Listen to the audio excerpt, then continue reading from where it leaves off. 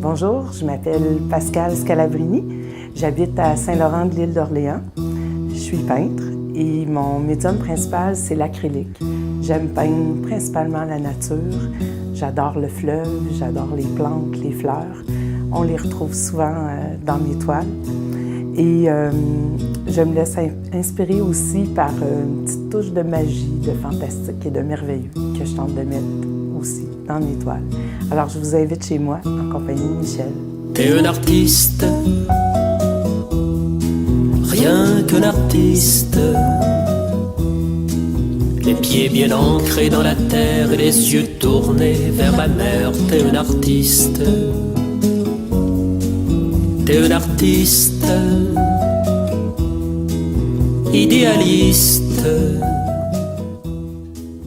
avec des rêves et des visions. Bonjour Pascal. Bonjour. Un prénom prédestiné, quant à moi. J'y vois la fête de Pâques. Puis Pâques, ben, pour moi, ça évoque les fleurs. Je sais que vous vous intéressez beaucoup à tout ce qui est floral.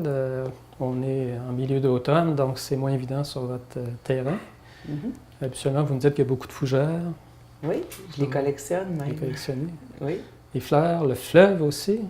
Le fleuve est un peu gris aujourd'hui, mais le fleuve est très présent. Oui.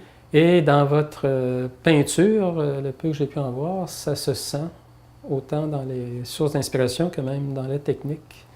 Oui. Donc on va explorer tout ça pendant les prochaines minutes. Pascal Scalabrini, Oui. m'expliquer un petit peu d'où l'origine de ce nom-là? C'est un nom italien. Mon sang italien, j'en suis bien fière, mais il est un peu dilué. Je suis la 5e génération c'est ça, mon ancêtre Ferdinando Scalabrini.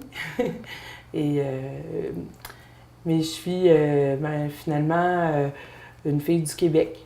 J'ai grandi un petit peu partout au Québec jusqu'à 12 ans. Mon père était un banquier, alors Il se déplaçait. il se déplaçait beaucoup. Mais depuis 12 ans, depuis que j'ai 12 ans, je suis dans la région de Québec. Et depuis un bon bout de temps à Lille. Ah bon. Donc l'île, pour vous, ça représente énormément ou...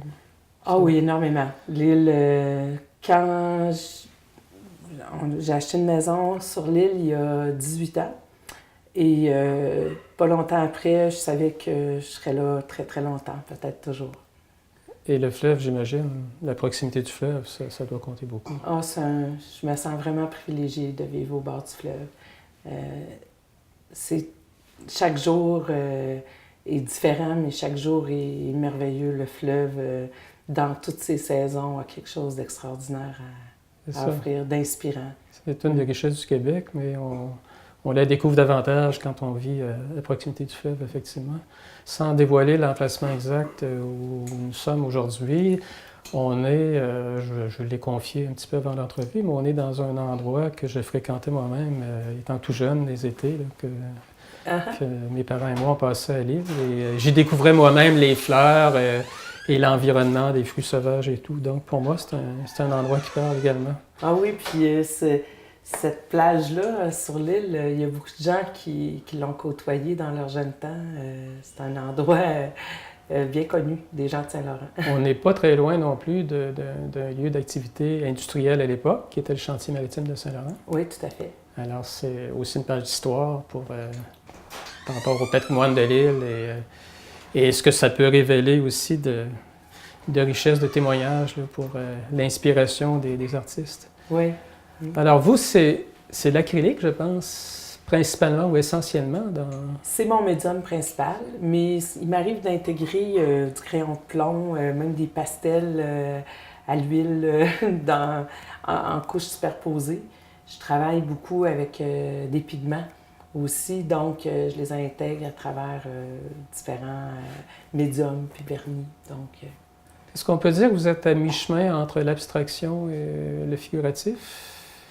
Probablement. Je m'oriente davantage vers l'abstrait dans ce que je travaille actuellement, mais j'aime quand même garder un équilibre entre les deux. J'aime que ce soit dans un style abstrait, ça me rejoint plus personnellement, mais j'aime bien qu'il y ait un fil conducteur, qu'on sente un peu de quoi il est question aussi dans l'image. Et il y a des repères, j'ai remarqué dans certains de vos tableaux, à un moment donné, il y a des petits personnages, là, Oui. pas très gros, mais qui sont eux-mêmes en interaction.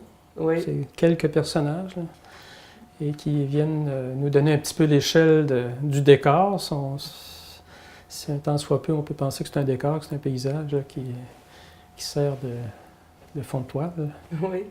J'aime bien, dans l'abstrait, évoquer quand même les paysages, les grands paysages, le fleuve dans ses grandes lignes, puis la végétation aussi, mais soit de très très loin ou de très très proche, comme on...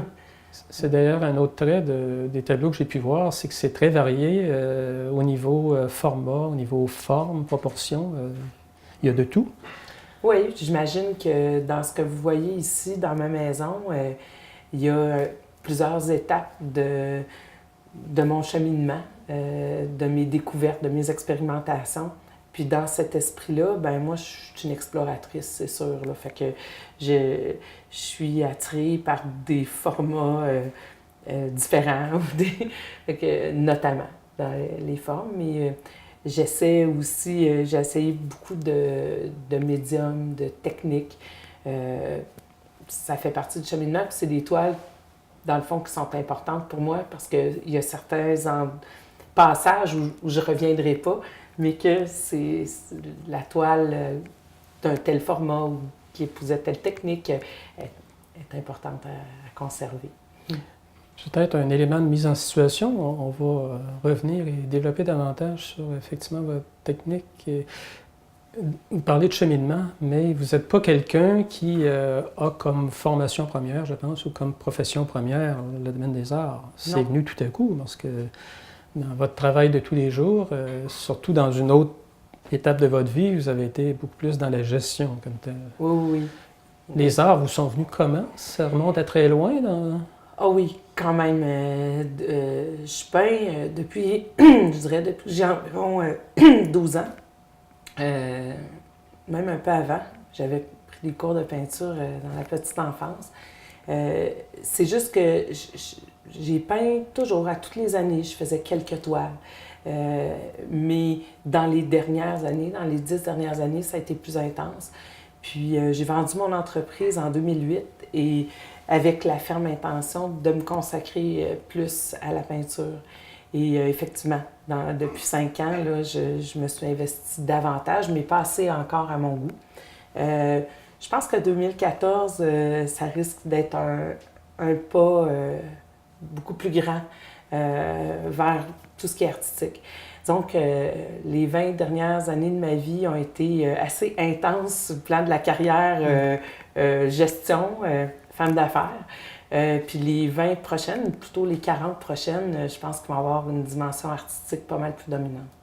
Ce qui est frappant dans ce que vous dites, dans ce que j'ai pu observer, c'est ça, c'est que vous ne prétendez pas avoir une production très abondante jusqu'à maintenant, pour des raisons assez évidentes que vous venez d'exposer, mais en même temps, je trouve que le cheminement est fort rapide. Vous avez quand même exploré beaucoup, une diversité des formats, des techniques, un niveau, je trouve, de maturité quand même assez élevé là, dans le domaine même de cette discipline-là. C'est intéressant. S'attarder un petit peu plus justement sur votre façon de procéder, c'est l'acrylique, vous dites. Oui. Vous y incorporez des éléments selon les sujets, selon l'inspiration aussi. Vous travaillez par couches successives, je pense. Oui, beaucoup. En fait, je pars d'une idée quand même figurative, là, la part du temps, dans le sens que, tu sais, je m'en vais pas un peu selon l'inspiration. J'ai une idée, j'y intègre souvent des végétaux, comme dans cette toile-là, entre autres. Il y a des fougères qui vont donner une texture puis une direction. J'aime pouvoir mettre un fond, une couleur de base, sceller certains éléments pour ensuite pouvoir mettre de la gestuelle, pouvoir me permettre de faire un geste et de l'effacer si ça ne dégage pas le type d'action ou de mouvement que j'ai le goût d'y mettre. Donc, le mouvement, jusqu'à un certain point, intervient comme dans une étape intermédiaire. Il n'est pas forcément là dès le premier niveau, dès le premier plan. Vous fixez certaines... Il vient plus tard. Oui, puis j'ai toujours hâte d'être rendue à cette étape-là. C'est comme si le fond, j'établis les teintes. J'essaie dans mes fonds de mettre presque toutes les couleurs qui existent. Même si, par exemple, je vais avoir un fond qui semble blanc, mais il va y avoir eu plusieurs couches. Je vais avoir eu presque toutes les couleurs dans ce fond-là. Puis une fois la table est mise, là, je peux me permettre de m'éclater un peu. Est-ce que ça vous arrive à ce moment-là d'aller rechercher des couleurs qui sont derrière, parmi les nombreuses que... Oh oui, définitivement. C'est ce que ça vous permet, entre autres. Oui. Ce qui est intéressant aussi, c'est que l'on s'attarde à l'aspect intégration à l'intérieur du processus de production du tableau comme tel.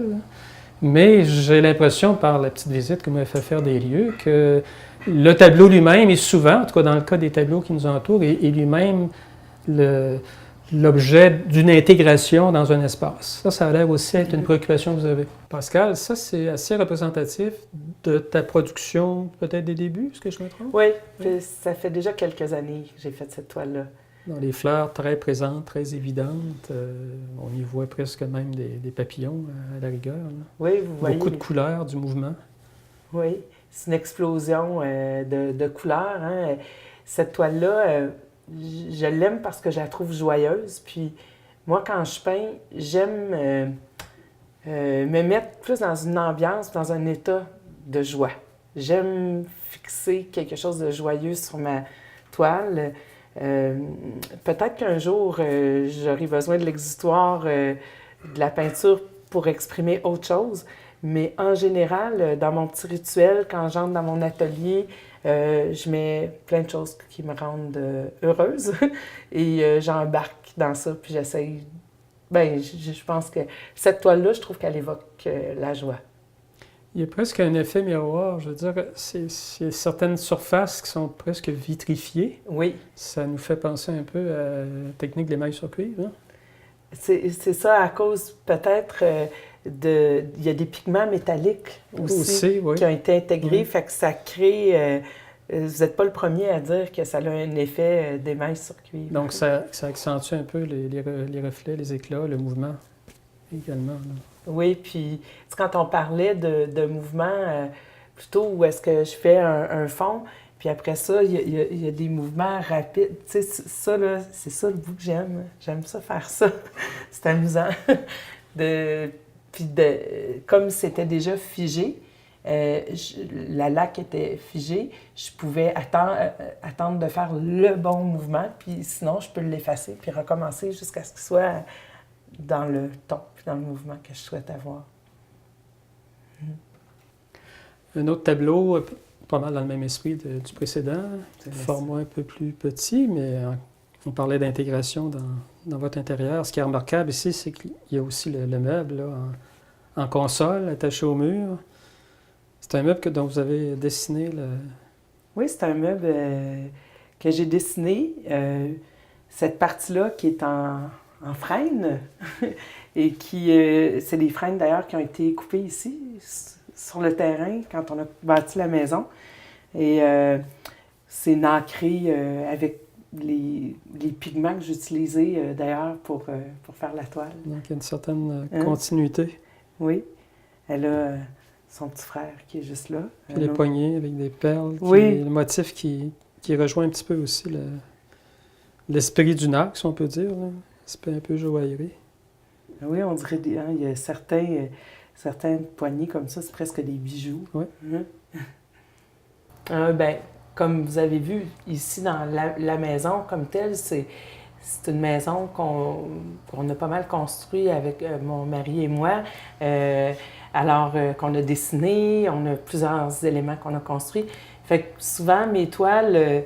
je la plaçais, je voyais une toile à cet endroit-là dans la maison et je choisissais mes formats. Puis les couleurs, peut-être pas, là, mais je vois mes toiles à certains endroits. On a parfois un préjugé par rapport à ce genre de perspective-là, parce Ouais. qu'on se place un petit peu dans la tête d'un décorateur. client Ouais. ou d'un décorateur, mais Mhm. parlons d'un client là, qui ne s'intéresse pas à l'art en général, mais à un moment donné, il en est à l'étape d'acquisition d'une nouvelle maison ou de redécorer une maison. Puis là, ben, ça lui prend absolument un tableau pour mettre en fonction de la couleur du divan et tout. Donc, on a un petit peu cette perception négative. Mais chez vous, ce qui m'a frappé, c'est beaucoup plus que ça. C'est presque revenir un peu à l'art de la peinture à d'autres époques, quand l'art faisait partie de l'intérieur ou même de l'extérieur d'un bâtiment. C'est l'habillage, une fresque au plafond, dans une voûte et tout. Ici, ça va tellement loin dans votre cas que vous m'avez montré des meubles intégrés, fixés au mur à certains endroits de votre maison.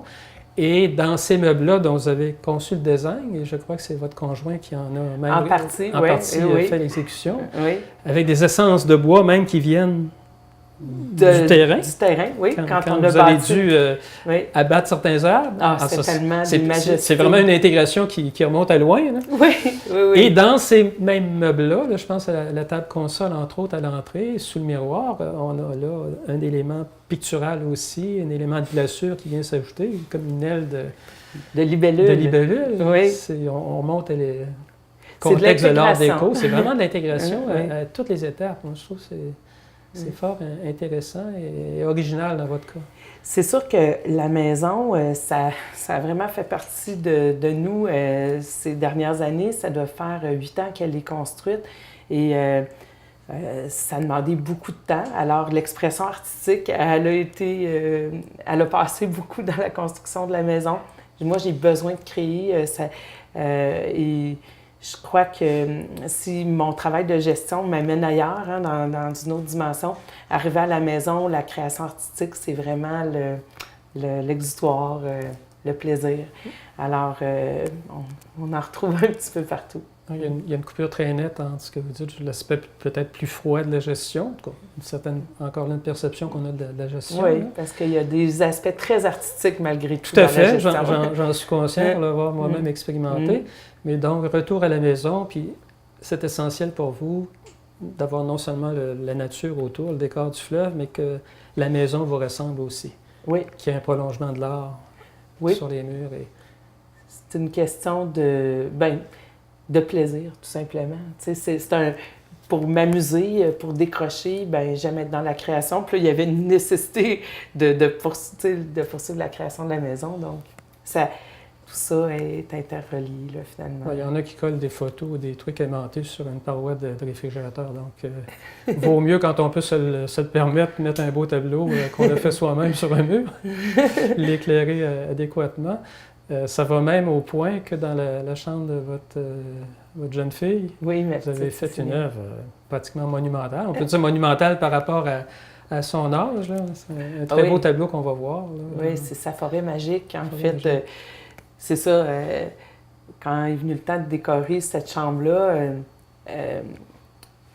au lieu de faire une peinture sur le mur directement, j'ai choisi de faire une très grande toile. C'est pas dans la lignée de ce que je fais. C'est beaucoup plus enfantin, naïf. Mais j'ai adoré faire cette toile-là. Ça a été vraiment du bonbon. D'ailleurs, elle évoque les bonbons, cette toile-là. Et la forêt magique. Alors, nous voilà dans l'univers de Cécilia. Oui. Votre jeune fille de 6 ans. 5 ans, même 5 pas ans. encore. Vous lui avez fait ce si beau cadeau. Tableau géant. C'est une forêt magique. Et c'est ça, le merveilleux, la magie, comme on disait, c'est un élément que j'aime intégrer même dans mes toiles pour les grands. Mais disons qu'ici, c'était facile.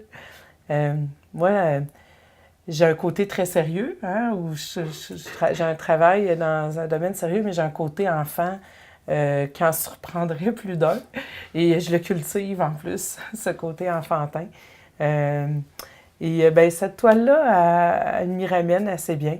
Il y a un arbre de l'amour, un arbre où il pousse des étoiles, un autre où il pousse des suçons. Ah oui. Il y en a un où il pousse des bagues que Cécilia aimait bien. Et il y a des trèfles à 4 feuilles bleues un peu partout.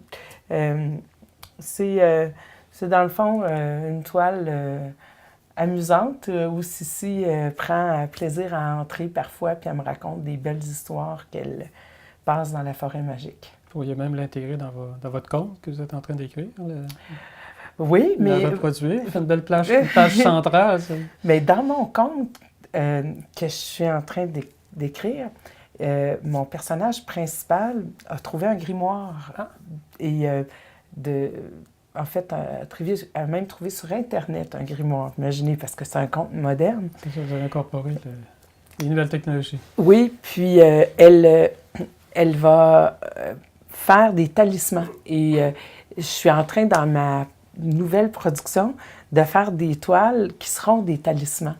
Et où est-ce qu'il va y avoir beaucoup de symbolique. Alors, pas des toiles aussi grandes? Non, je pense pas, non. Pas jusqu'à maintenant, mais je n'ai quand même une qui est pas mal grande, qui est démarrée. Alors, mais ça ne sera pas des toiles d'art naïf, là, ça va être plus de l'abstrait, mais, vous voyez, avec un côté magique. Dans la chambre de Cécilia, il n'y a plus de place pour en mettre d'autres, pratiquement. Ben là, je pense que celle-là, elle prend pas mal de place. Ailleurs, Oui. Et oui. Ça a été... La magie, l'enfance, ça m'amène à vous poser une question un peu parallèle, parce que vous me disiez que vous vous intéressez aussi à l'écriture, vous aviez un projet en chantier de ce côté-là, qui se rapproche de cette magie-là. Oui, je vous dirais d'ailleurs, la magie, le merveilleux, c'est quelque chose que je trouve vraiment intéressant d'intégrer même dans mes toiles. Là, j'ai un volet, j'ai un conte auquel je suis en train de travailler. J'ai écrit un conte basé sur des légendes de l'île, en tout cas qui a une inspiration des légendes de l'île d'Orléans, mais qui sera un conte moderne, par contre. Je le travaille, entre autres, avec un ami, Delmar Salamar, qui est un illustrateur extraordinaire, puis qui me... Je vous dirais, c'est un travail d'équipe. Moi, je suis une fille d'équipe toute ma vie. J'ai travaillé en lien avec des gens, on en parlait tout à l'heure. Puis ce projet-là, il y a vraiment plusieurs dimensions. Même une dimension musicale. J'ai une chanson décrite en lien avec ce conte-là. Il y a Delmar qui... Fait que ça, je vais avoir des amis musiciens qui vont être impliqués. Vous avez des dessins? Oui, j'ai des dessins. On va... lui, dans le fond, m'aide à concrétiser une vision de mon conte. J'ai des salamandres de feu, notamment, dans mon conte, des ondines. Et j'expliquais ma vision à Delmar de ces personnages-là. Puis il m'arrive avec... il va tellement plus loin que moi dans la vision de ça que ça me... Comme je dis, ça me drive, ça m'amène à écrire plus. Je pense que quand je dis que dans les 20, 30, 40 prochaines années, la dimension artistique va prendre beaucoup plus de place, je ne renie pas mes origines, puis d'où je viens, puis cet aspect-là de gestion, puis de travail d'équipe. J'ai la capacité de réunir des talents. J'ai fait ça toute ma vie, puis toute ma vie professionnelle, puis j'ai l'intention de continuer dans cette direction-là. De faire des projets artistiques où on met en synergie des talents, je trouve ça vraiment valorisant puis stimulant. Et jusqu'à maintenant, le chapitre artistique de votre vie, si je peux dire, qui a été avant tout un grand laboratoire. Oui. Oui. Et vous avez volontairement, jusqu'à un certain point, pas encore consacré le temps, vous en êtes conscient, le temps nécessaire pour vous projeter un peu plus sur la place publique, si on peut dire, parce que vous n'avez pas une production énorme. Non. Vous avez exploré beaucoup de choses.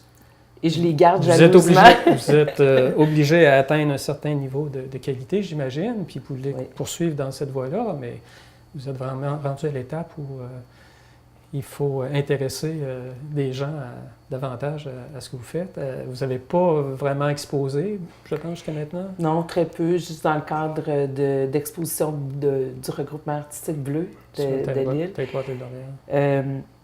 Mais non, j'ai pas exposé beaucoup, puis juste, dans le fond, mon entourage qui vient chez moi me passe des commandes, tout ça, puis je suis pas tout à fait rendue là. Je pense qu'à partir de 2014, on va y être, mais pour l'instant, mes toiles sont chez moi, chez mes amis, chez ma famille, c'est ici, mais c'est sûr que je veux passer à une autre étape en 2014.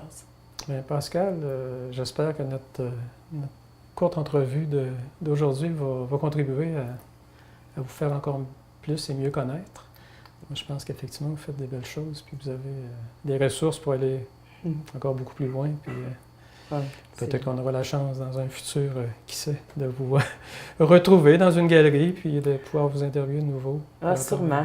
J'ai déjà eu des belles portes d'entrée, des belles portes ouvertes de ce côté-là. Il manque quelques mois, je crois, pour y arriver. Bien, merci. Merci beaucoup de nous avoir accueillis. Dans un lieu, comme je disais, qui m'était un petit peu familier, mais en y découvrant l'art de Pascal Scalabrini intégré dans la nature et dans un printemps intérieur. Merci à Tu mets de l'orange et du vert là où il n'y avait que du noir, des notes blanches sur des verres qui sommeillaient dans un tiroir, et tu recrées des univers.